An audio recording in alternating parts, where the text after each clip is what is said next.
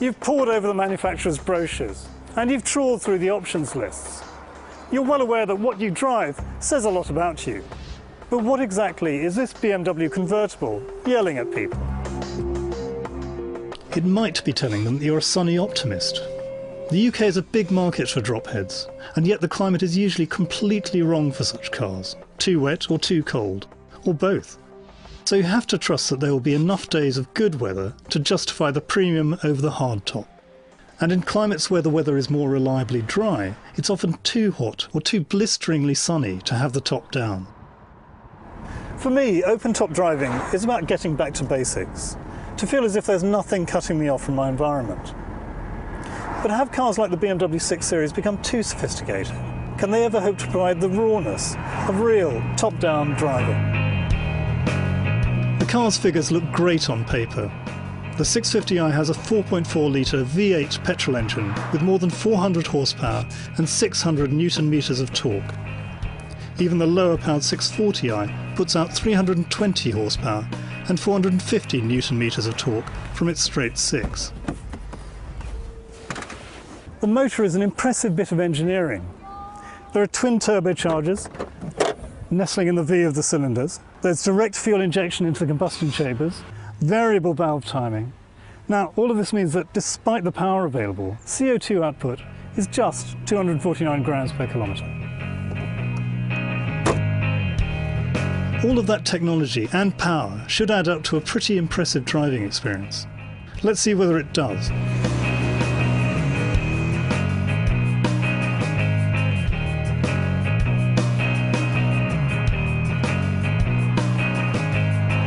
The 6 Series convertible is a big car, 4.9 metres long, 1.9 metres wide, but it drives like a smaller one. You can leave the 8-speed gearbox to change ratios automatically, or do it yourself with these paddles. Either way, what I thought might be a gearbox with far too many ratios turns out to be about right. But I do find that sometimes it takes back control when I don't expect it. A 0 to 62 miles per hour time of 5 seconds, plus a top speed that would easily pass the 155 mph the car is limited to, show that the BMW has overcome its 2-ton bulk. 26.4 miles per gallon on the combined cycle is not too bad either. This does also have room for 4 adults, something of a rarity in supposed 4-seat dropheads. But a car's external styling is possibly the biggest factor in any buying decision. For a car that claims a sporting pedigree and has a price that starts at £73,000, its appearance is curiously understated, even perhaps ever so slightly dull. BMW says its curves derive some of their inspiration from boat design. But when current high-performance sports car design is all about angles, this softer look is, well, brave.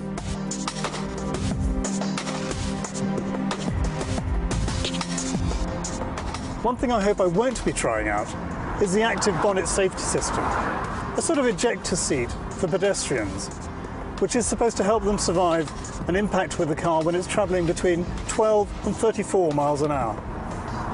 Explosive charges lift the aluminium bonnet to allow the person you hit more room to bend the car, which could make the difference between broken bones and just bruises, or indeed between life and death.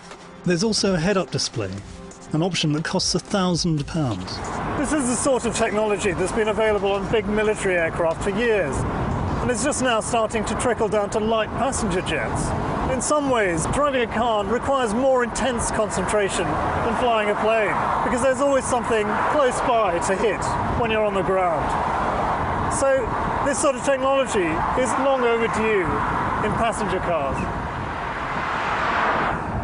This is a lot more sophisticated and smooth than the vehicles I usually lust after. Ultimately, rather less involving to drive as well. But perversely, some of the £12,000 worth of options on this car allow me to dial back in sportiness and responsiveness to the suspension, to the gear changes, to the handling. So it may not be raw, and it's certainly not basic, but it does tick quite a few boxes on my list for an open-top sports car, including an excess of power. I'm Rohit Jaggi of the Financial Times.